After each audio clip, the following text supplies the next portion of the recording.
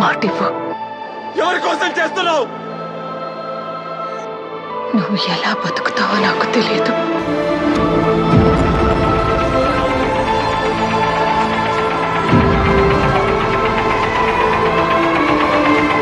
నువ్వు నా చేయి పట్టుకుని నడిచే వరకు నేనుంటా. ముందు నువ్వు పోయి ధైర్యంగా వాళ్ళకెదురు నిలబడు.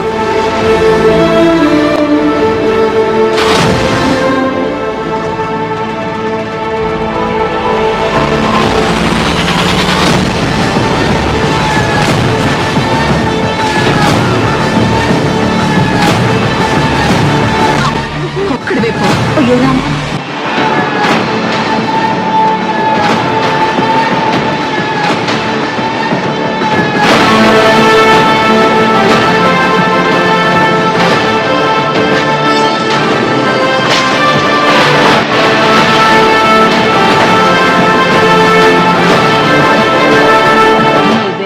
వేల మంది ఉన్నారనే ధైర్యం నీకుంటే ఒక యుద్ధాన్ని గెలవచ్చు. అదే నువ్వు ముందున్నావని నీ వెనుకున్న వేల మందికి ధైర్యం వచ్చిందంటే ప్రపంచాన్ని గెలవచ్చు.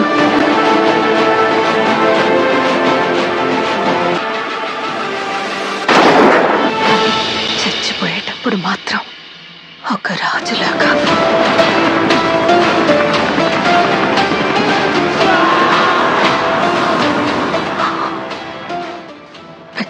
శ్రీమంతుడివై చచ్చిపోవాలి.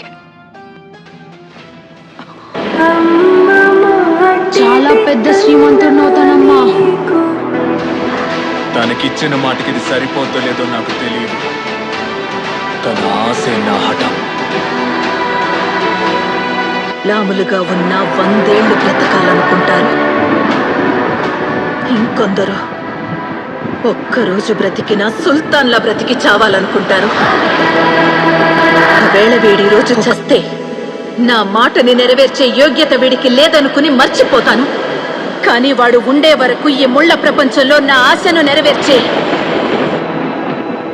సుల్తాన్గానే ఉండాలి. చివరికి వాడు చావబోయే రోజొచ్చినా వాడి పాడె మోసే పని కూడా ఎవ్వరికీ దొరకదు. ఎందుకంటే సమాధి దాకా వాడి సొంత అడుగులే ఉంటాయి.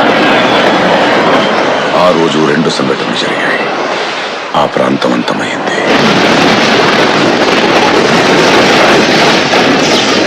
వాడు కూడా. అమ్మా, నీకు ప్రపంచంలో ఉన్న బంగారం అంతా తెచ్చిస్తానమ్మా.